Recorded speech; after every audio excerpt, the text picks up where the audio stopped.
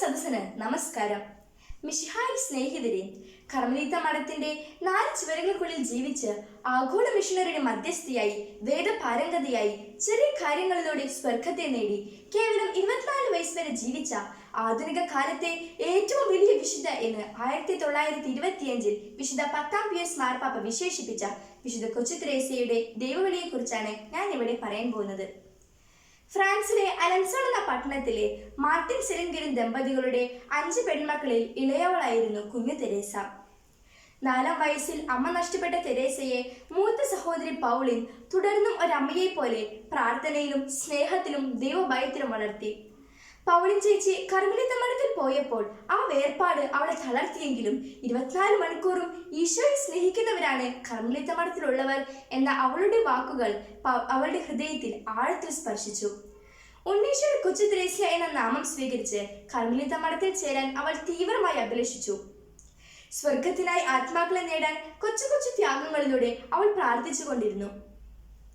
വീട്ടിലെ തിരക്കുകൾക്കിടയിലും ഈശോയെ താൻ ആഗ്രഹിക്കുന്ന വിധത്തിൽ സ്നേഹിക്കാൻ സാധിക്കില്ലെന്ന് മനസ്സിലാക്കിയ കൊച്ചു ത്രേസ്യ ഈശോയുടെ മണവാട്ടിയായി അവിടുത്തെ വേലയിൽ മുഴുകുവാൻ പിതാവിനോടൊപ്പം മെത്രാനെ കാണുകയും പ്രായക്കുറവ് മൂലം അനുമതിക്കത്ത് ലഭിക്കാത്തതിനാലും 15-ാം വയസ്സിൽ തന്നെ കർമ്മലീത്ത മഠത്തിൽ ചേരണമെന്ന ദൃഢനിശ്ചയത്തോടെ റോമിലെ മാർപ്പാപ്പയെ കാണുകയും തുടർന്ന് അനുമതിക്കത്ത് ലഭിക്കുകയും ചെയ്തപ്പോൾ അവളുടെ ഹൃദയം ആനന്ദത്താൽ മതിമറന്നു.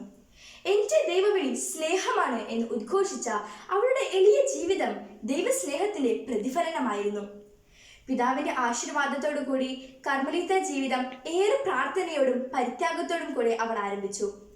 ഈശോയെ മറ്റാരും ചെയ്യാത്ത വിധം സ്നേഹിപ്പിക്കുക എന്നതായിരുന്നു അവളുടെ ജീവിതാഭിലാഷം. 1889 സഭാവസ്ത്ര സ്വീകരണവും 1890 പ്രഥമ വ്രതവാഗ്ദാനവും ചെയ്തു. ഉണ്ണീശ്വരന്റെ കളിപ്പന്താണ് താൻ എന്ന് സ്വയം വിശേഷിപ്പിച്ച കൊച്ചു ത്രേസ്യ മഠത്തിൽ എല്ലാവരോടും ശാന്തത കൊണ്ടും സ്നേഹം കൊണ്ടും സഹനം കൊണ്ടും പ്രായമായവരെ ശുശ്രൂഷിച്ചും മഠത്തിലെ 4 ചുവരുകൾക്കുള്ളിൽ ജീവിച്ച് 24-ാം വയസ്സിൽ ക്ഷയരോഗം ബാധിച്ച് എന്റെ ദൈവമേ ഞാനെന്നെ സ്നേഹിക്കുന്നു എന്ന് പറഞ്ഞ് ആ ചെറുപുഷ്പം അടർന്നു വീണു. പിതാവിന്റെ മരണശേഷം ലയോണിയും കർമ്മലീത്ത മഠത്തിൽ ചേർന്നതോടെ കർത്താവിന്റെ മണവാട്ടികളുടെ ഒരു വിശുദ്ധ കുടുംബമായി മാർട്ടിൻ കുടുംബം രൂപാന്തരപ്പെട്ടു. മരണശേഷം തന്നെ സ്വർഗത്തിലിരുന്ന് അനുഗ്രഹത്തിൽ റോസാവർഷങ്ങൾ ചൊരിയും എന്ന് പറഞ്ഞ വിശുദ്ധ കൊച്ചു ത്രേസ്യയെ പോലെ നമുക്കും സ്നേഹിച്ചും സ്നേഹിപ്പിച്ചും സഹിച്ചും ക്ഷമിച്ചും എളിമപ്പെട്ടും വിട്ടുകൊടുത്തും നമ്മുടെ ജീവിതങ്ങൾ സ്വർഗത്തിനും സഭയ്ക്കും അനുഗ്രഹങ്ങളാവട്ടെ. ഒക്ടോബർ 1-ാം തീയതി ഈ വിശുദ്ധയുടെ തിരുനാൾ നാം ആഘോഷിക്കുമ്പോൾ ഈ മഹാവിശുദ്ധയുടെ ജീവിതം നാം മാതൃകയാക്കണം. ചെറിയ ചെറിയ കാര്യങ്ങൾ ആത്മാർത്ഥമായ ദൈവസ്നേഹത്തിൽ ചെയ്യുന്നത് വഴി ഈ വിശുദ്ധയുടെ ജീവിതം നമുക്ക് മാതൃകയാകട്ടെ എന്ന് ആശംസിച്ചുകൊണ്ട് നിർത്തുന്നു. നന്ദി, നമസ്കാരം. ജയ് ക്രൈസ്റ്റ്.